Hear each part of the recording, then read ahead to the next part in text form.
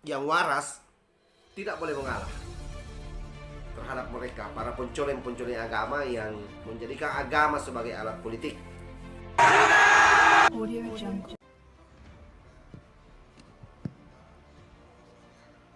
Bapak rohani kita adalah Rasulullah SAW. Sallallahu alaihi wasallam. Pada saat pembukaan, Pak Ustadz juga mengatakan bahwa nama yang kita pakai sekarang ini adalah nama jasad yang diberikan oleh orang tua kita, guru kita, ataupun tetua kita, kakek, nenek misalnya. Sekarang saya mau tanya, siapa nama rohani kita Pak Ustadz? Yang dimana binnya adalah bin Muhammad Rasulullah SAW. Demikian. Assalamualaikum warahmatullahi wabarakatuh. Assalamualaikum. Yang tahu nama kita, orang tua kita bukan? Yang ngasih nama kita siapa Pak? Orang tua kita. Maka yang tahu nama ruhani Bapak itu bukan saya. Tapi siapa yang tahu? Bapak Ruh. Tapi Bapak Ruh itu punya pewaris. Bukan ulama yang bisa baca kitab ini. Ulama yang mewarisi kolbunya Nabi, plok semuanya dia warisi. Itulah nanti namanya Al-Imam Al-Mahdi. Kalau umur Bapak panjang bisa. Jika belum muncul Imam Al-Mahdi, maka wali yang disebut wali ghaus, jika di ilmu fikih disebut mujtahid mutlak. Mujtahid mutlak dia tahu nih barang hukumnya apa, keluar namanya. Maka bagi ahli ruh, wali-wali yang disebut wali kutub itu mereka nggak ngerti. Yang ngerti wali namanya ghaus. Jadi wali itu kan banyak Pak, ada stratanya. Ada 313 wali kutub, sejumlah dengan jumlah para rasul, sejumlah dengan jumlah ahli badar. Kutub poros, dia poros asma, poros sifat Allah. Wali-wali ini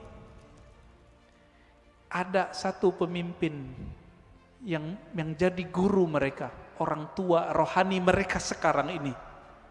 Ini yang disebut Kutubul Ghaus.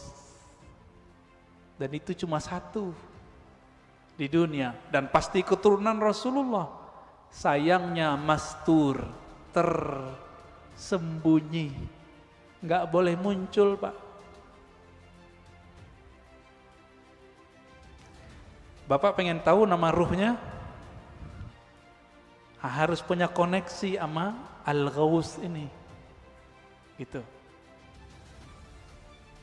Kalau mau nanti satu saat kumpulkan namanya semua, nanti saya kirim ke beliau. Ya, biar dikasih namanya oleh beliau. Kapan ketemunya? Wallahu a'lam. Insya Allah ketemu. Insya Allah ketemu. Para perindu Rasulullah pasti bertemu beliau. Bapak kalau mau silakan. Nanti kumpulkan namanya, nanti beliau kasih nama. Dikasih nama Pak, dengan nama itu Bapak nanti dipanggil oleh malaikat mungkar nakir ntar. Nama dari ayah rohani yang disimpan oleh kalbu beliau. Kira-kira begitu. Waduh, ini udah berbicara jauh kita nih Pak ya.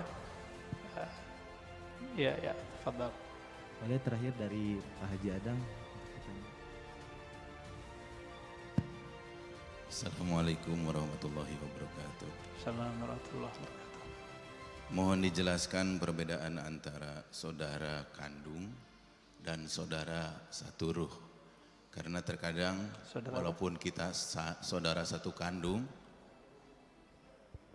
saudara kandung dan saudara ruh. Karena yang terjadi di dunia ini, sungguh pun kita saudara satu kandung, tapi mungkin jarang ketemu, banyak perbedaannya. Berbeda walaupun tidak satu kandung, kita sering ketemu dan banyak persamaannya. Yeah. Kemudian mohon dijelaskan juga perbedaan pendengaran ruhani dan pendengaran jasmani, penglihatan ruhani dan penglihatan jasmani. Terima kasih. Ya. Beda saudara kandung secara jasad Pak ya, dengan saudara ruh. Dalilnya surat Al-Hujurat, innamal mu'minuna ikhwah. Sesungguhnya orang beriman itu bersaudara. Loh, babenya siapa? Ya, bapaknya siapa? Itulah Rasulullah, Abul Mu'minin, bapaknya orang beriman. Maka istri Nabi disebut Ummul Mu'minin. Tapi kan kita nggak manggil Nabi Abul Mu'minin, padahal itu nama beliau sebenarnya. Disebut lebih tepat Abur Ruh. Saudara ruh ini itu diketahui dari syahadat Pak, dan pengenalannya kepada Bapak Ruh. Dan yang meniupkan roh tidak dicipta Pak. Tapi jika yang dimaksud roh itu jiwa dicipta. Jadi tergantung nih, kan ulama kita kadang menyebut roh tapi artinya nafs. Menyebut roh artinya kolbu, seperti Imam Ghazali. Maka ini dicipta. Inilah mazhab Imam Qushairi, Imam Ghazali, bahwa ruh dicipta. Tapi Quran kan ngomong ruh bukan yang itu. Kulir ruh min amri rabbi. Amri rabbi tidak dicipta. Roh adalah urusan Allah. Lillahil amru, ya. Allah punya amr, tapi juga punya penciptaan. Jadi Allah membedakan antara ciptaannya dengan urusannya. Urusan itu hembusan. Nah, jadi kita ini, fisik ini dengan kun fayakun. Kalau ruh enggak, tiupan Pak, tiupan dari Allah Subhanahu Wa Taala. Sedangkan nur, nah yang Bapak cerita tadi, nur itu pancaran. Maka manusia itu dalam dirinya minimal ada 3 nasab. Ada nasab jasad, ada nasab nur, ada nasab ruh. Kalau nasab jasad, banyak yang tahu. Ini Habib Mahdi As-Sagaf yang wali di Parung, almarhum, udah meninggal ya, pesantren Nurul Iman. Itu dia berangkat ke Masjidil Haram, duduk di pintu apa gitu ya, tiba-tiba ada orang nyapa, kamu si anu ya, bin sampai ke Rasulullah. Itu nama jasad, silsilah jasad, bisa diketahui oleh banyak wali. Banyak wali bisa tahu Pak.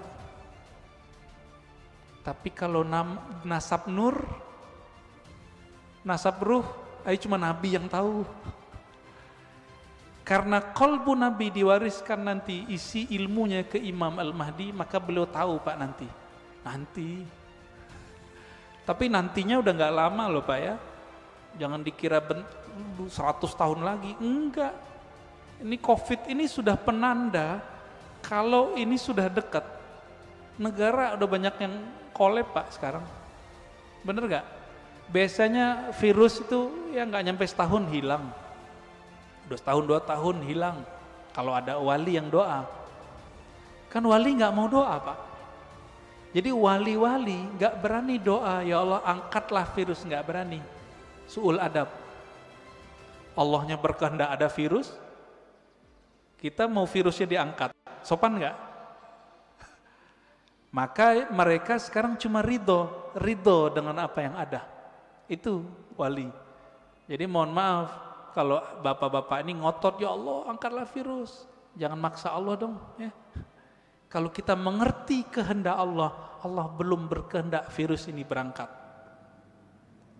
Apa yang kita katakan? Ya Allah, berikan aku kesabaran. Ridhoi kami. Jika umur kami panjangkan dalam keselamatan. Jika Engkau ambil dalam syahid. Semoga yang meninggal dalam virus ini dianggap syahid. Amin. Sekali lagi, yang waras tidak boleh mengalah terhadap mereka, para pencoleng-pencoleng agama yang menjadikan agama sebagai alat politik.